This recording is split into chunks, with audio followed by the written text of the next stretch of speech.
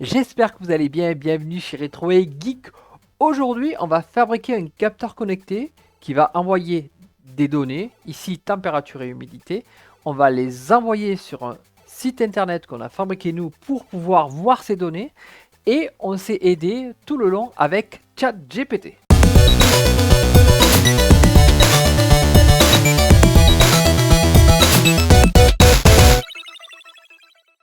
En matériel, il nous faut un ESP8266, ici un Wimos D1, un capteur de température et d'humidité. Moi j'avais un DHT11 mais je recommande vivement un DHT22 qui sera beaucoup plus précis et il faut le prendre monté sur PCB. Et un hébergeur web PHP MySQL, donc soit hébergeur local, soit hébergé sur un serveur. Pour le câblage, rien de compliqué, le plus sur le 3,3 volts, la masse, le GND, et le pin data sur le pin D4. Si vous ne l'avez pas fait dans votre logiciel Arduino, allez dans Préférences gestionnaire de cartes supplémentaires et ajoutez l'URL pour avoir le SP8266. Et lors du téléversement de votre programme, n'oubliez pas de choisir la carte que vous avez. Pour faire ce code... Pour faire ce code, je me suis aidé de ChatGPT durant plusieurs live Twitch. Alors ChatGPT nous a pas mal aidé et nous a fait gagner du temps, mais il nous en a fait aussi perdre parce qu'il a modifié des fois des noms des variables et donc ça correspondait plus et ça nous faisait carnage sur notre code. La version que je vous propose du programme est la version 1 avec ses qualités et ses défauts. S'il y a des modifications qui seront faites par la suite, vous pourrez les retrouver sur le Git ou sur le blog. Et là, il y aura les modifications qui seront expliquées et le lien pour le télécharger. Comment j'ai fait pour faire ce code-là? Déjà, j'ai découpé mon programme en plusieurs parties. Première étape, je veux que mon ESP se connecte au Wi-Fi. Deuxième étape, je veux pouvoir récupérer l'heure et la date française. Troisième étape, je veux mesurer les données du capteur et les stocker. Quatrième étape, je veux les envoyer sur un serveur web. Mon programme utilise des bibliothèques ou librairies. Alors, il nous faut NTP Client de Fabrice Weiberg, Arduino Timer de Michael Contreras, ESP826611 de AMD 16, c'est pour le capteur DHT, et la librairie DHT. Les différentes librairies des capteurs ESP avec le package ESP8266, sinon il va falloir chercher sur Google et tu vas trouver tes librairies manquantes. Et je m'excuse si j'ai écorché les noms. Et maintenant, passons au code pour comprendre notre programme. Tout ce qui est NTP sert à récupérer la date et l'heure sur un serveur avec des paramètres. Donc ici, on est sur Europe. Et il y a d'autres variables ici qu'il faudra sûrement modifier parce que moi j'ai un petit décalage avec le changement d'heure. Au moment où ça a changé d'heure, j'ai vu que j'ai un décalage d'une heure. Donc il faudra sûrement modifier quelque chose. Mais déjà, ça fonctionne. Voilà, c'est pas grand chose. Le code sera peut-être mis à jour, on verra.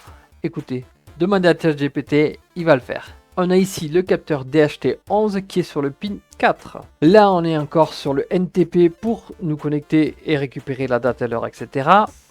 Et ici, on attaque les timers. Puis la fonction mise à jour TimeWeb qui sert à appeler le serveur pour récupérer la date et l'heure exacte sur le serveur web. Une fonction reset pour redémarrer la carte.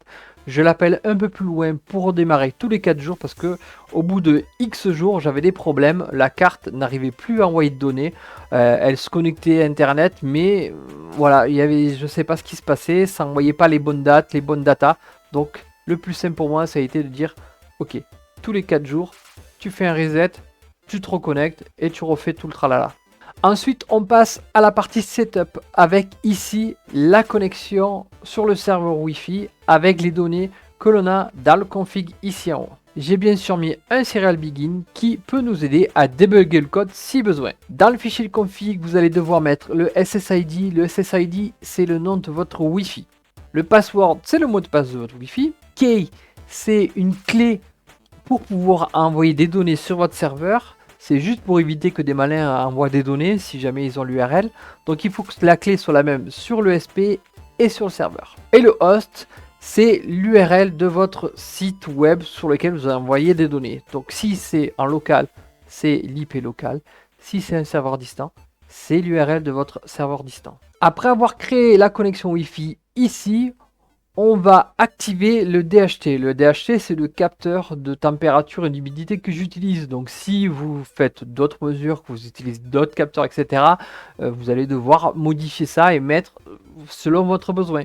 Time Client, on le met à Begin pour pouvoir récupérer la date et l'heure sur le serveur. On appelle la fonction mise à jour Time Web qui va récupérer sur le serveur la date et l'heure.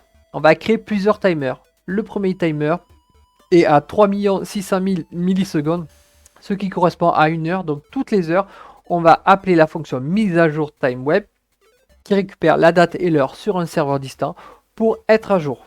Le deuxième timer, 300 000 millisecondes, lui s'exécute toutes les 5 minutes. Toutes les 5 minutes, on appelle une fonction qui s'appelle mesure capteur et comme son nom l'indique, cette fonction sert à prendre les mesures du ou des capteurs toutes les 5 minutes. Et le troisième timer, c'est un timer toutes les 5 minutes et 1 seconde qui lui appelle envoi serveur et comme son nom l'indique aussi, ça sert à envoyer les données des capteurs qu'on a stockés sur un serveur distant. Alors j'ai fait une petite modif tout à l'heure pour rajouter le reset de la carte et j'avais pas testé. Je dis c'est bon, ChatGPT il fait le travail et puis non, il fait pas le travail. Donc voilà, je corrige en même temps de faire la vidéo. Comme ça je mettrai à jour le code. Et vous aurez un code tout prêt, tout bon. Donc si vous voyez un petit décalage entre la fonction et ce que j'ai fait, c'est normal. Voilà, donc là ça envoie sur la carte, c'est bon. Et on reprend le tournage de la vidéo. Le timer every 3 milliards, j'en sais rien, on s'en fout, qui va appeler la fonction reset ESP8266 tous les 4 jours pour reset la carte pour que tout reparte comme il faut parce que il y avait des petits problèmes au bout de X jours, les données ne s'envoyaient plus et je sais pas pourquoi. Donc là au moins on est tranquille, ça fait un reset complet, on s'en fout, ça se reconnecte et voilà, ça marche. Maintenant passons à la fonction mesure capteur. On récupère les valeurs du capteur DHT et on les affecte à des variables. Ici, hop, on récupère l'humidité et la température. Ensuite, j'ai la boucle while qui est ici, qui sert seulement à contrôler si j'ai bien récupéré les données de mon capteur et je reboucle s'il y a une erreur ou si les valeurs sont inférieures à 0 pour les deux. Voilà, c'est si jamais il y a un problème. Donc normalement, le code, je l'ai modifié, ça devrait fonctionner maintenant. Ça pourrait être enlevé sûrement cette condition-là. Bon, je la laisse, c'est pas grave. Voilà, ça change rien au programme. Ensuite, c'est là où c'est important, c'est là où vous allez devoir vous modifier les valeurs. C'est ici que ça se passe. Donc ici, là, moi, j'ai deux capteurs.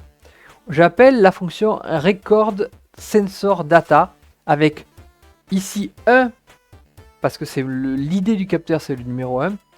Et la valeur H, qui est la valeur que je veux enregistrer. Donc si j'ai qu'un capteur, déjà, je vais enlever celui-là. Et je vais mettre ici, à la page de H, ce sera la valeur de mon capteur que j'aurai récupéré ici.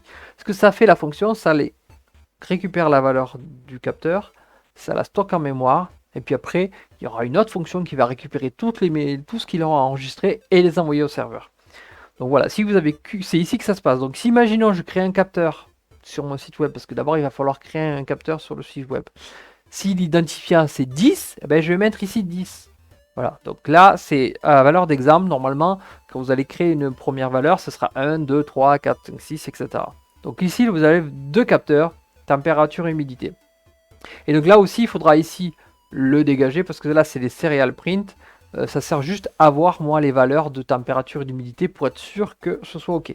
Donc là cette fonction là, elle prend les données, elle les stocke en mémoire. Et le retourne true ici sert au timer de dire tu te répètes toutes les X minutes. Donc ça permet de dire, c'est pas une fonction qu'on appelle une fois et puis basta. J'ai ensuite la fonction sendData.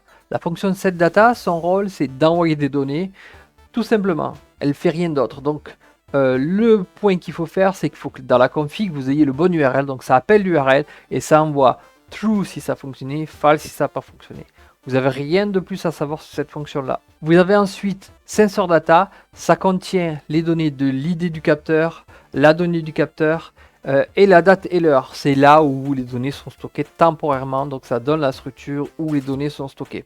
Ensuite, on a la fonction Record Sensor Data que l'on a utilisée plus haut. Cette fonction-là, elle sert simplement à enregistrer les données du capteur, du ou des capteurs et les stocker en mémoire. Ensuite, la fonction DateNow qui récupère le temps local et retourne une date sous format 2023 par exemple, -02-25 underscore 14h 2.55 2.42 secondes.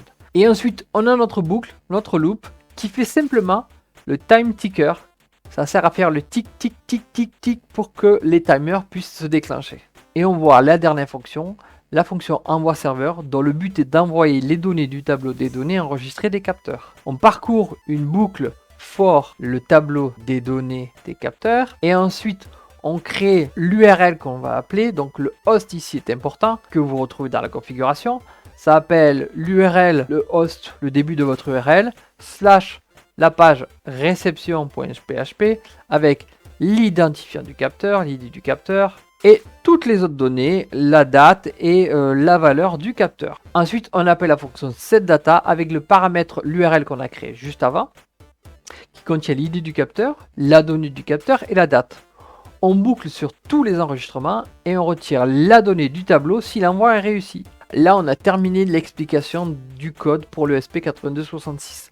Il va falloir aussi créer notre site web et après aussi modifier par rapport à l'idée du capteur ou des capteurs que l'on va créer notre code sur l'ESP pour pouvoir correspondre et envoyer les bonnes données avec les bons identifiants. Maintenant, on va passer à la partie web.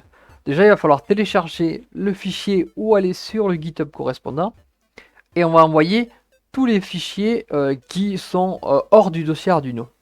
Les envoyer sur le serveur et éditer le fichier configuration. Ce fichier config.php, vous allez devoir définir le DB host, c'est l'URL pour la base de données, le DB user, l'utilisateur pour la base de données, le DB pass, le mot de passe pour la base de données, le DB name, le nom de la base de données, et la key, c'est la clé que vous avez mis aussi sur le SP, il faut que ce soit les deux mêmes. Et admin pass, vous allez mettre le mot de passe pour le compte administrateur, donc le mot de passe que vous voulez vous pour accéder à l'admin. Une fois que vous avez envoyé tous les fichiers FTP dans le dossier de votre hébergeur, vous allez ouvrir l'URL avec la page install.php. Là, vous allez avoir le message, les tables SQL ont été créées avec succès, si tout va bien. Sinon, il va falloir voir votre mot de passe, l'URL ou le nom de l'URL d'accès de la base de données. Il y a quelque chose qui ne va pas. Une fois qu'on a fait ça, on va sur la même URL, mais on va aller sur la page login.php. Donc on va sur la page login.php et on met le mot de passe que l'on a utilisé pour le back-office. Une fois logué, j'accède ici à la page avec les capteurs. Donc première chose qu'il faut faire, c'est créer un capteur. Donc je crée un capteur, ça va créer un nouveau capteur qui est ici. Donc là, l'identifiant ici, moi c'est le 9. Donc vous allez normalement devoir avoir 1, 2, 3, etc. Donc ici c'est le 9. Donc je vais sur je peux ici éditer le nom du capteur. Alors, vidéo, on va l'appeler vidéo. On va appeler la zone 5 parce qu'on va pouvoir tout découper en zones. Et on choisit la couleur. Hop, on va choisir du violet et on modifie. Donc là, on a bien notre capteur qui s'appelle vidéo, qui est sur la zone 5 avec cette couleur là et c'est le numéro 9. Donc là, si on retourne sur notre Arduino, il suffit d'aller ici à cet endroit là et de mettre l'identifiant, l'ID, là c'était 8 ou 9, je sais plus, pour dire ben voilà, c'est tel capteur que je veux appeler, incrémenter la donnée. Et donc tout simplement on met l'identifiant là et ce que vous allez envoyer va stocker avec la date, l'heure, la data que vous allez associer. Et ça se fait tout seul. Donc vous avez que ça à toucher après et ça marche tout seul. Et une fois que votre capteur se sera connecté et aura envoyé des données, vous pouvez mettre le debug, vous mettez sur la console, vous ouvrez la console Arduino et vous allez voir qu'il va envoyer des données toutes les 5 minutes. Vous allez ici retrouver les données de votre capteur, donc vous allez pouvoir régler la date, l'heure, etc. Les capteurs que vous voulez avec, vous pouvez toutes les sélectionner, pas les sélectionner, sur les zones séparées, pas séparées. Vous pouvez régler pas mal de choses pour pouvoir avoir les données, par exemple là, les données non filtrées. Donc vous avez toutes les données, toutes les mesures, toutes les 5 minutes, voilà, du capteur. Voilà. Donc là vous avez réalisé un capteur connecté et vous envoyez les données sur votre serveur. Bravo. Pour finaliser le choix de matériel, moi je te recommande ce produit-là. C'est la carte ESP8266 avec le capteur DHT22. Donc voilà, il y a tout qui est prêt. Donc il y a le code à modifier et tu as un capteur qui capte la température et l'humidité. Donc après, c'est toi qui fais ce que tu veux. La vidéo est terminée. J'espère que le projet te plaît, que tu vas pouvoir t'amuser avec maintenant.